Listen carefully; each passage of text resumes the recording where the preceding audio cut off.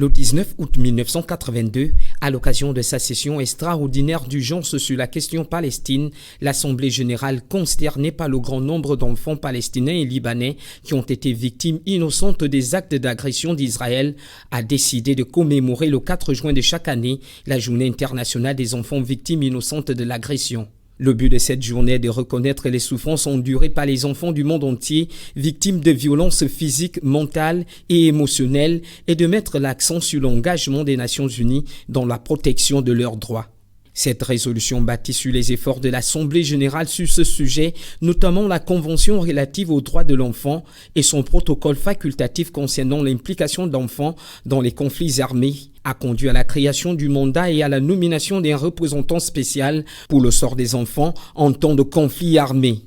Adopté en 2015, le Programme des Nations Unies pour le développement durable à l'horizon 2030 met aussi l'accent de manière explicite sur l'élimination de la maltraitance, de l'exploitation ainsi que de toutes les formes de violence et de torture dont ils sont victimes. Ces dernières années, le nombre de violations perpétrées contre les enfants a augmenté dans de nombreuses zones de conflit. D'où l'urgence de protéger les 250 millions d'enfants vivant dans des pays ou zones touchées par des conflits, les empêcher d'être la cible d'extrémistes violents, mais également de promouvoir le droit international humanitaire et assurer la garantie que des comptes soient rendus en cas de violation de leurs droits.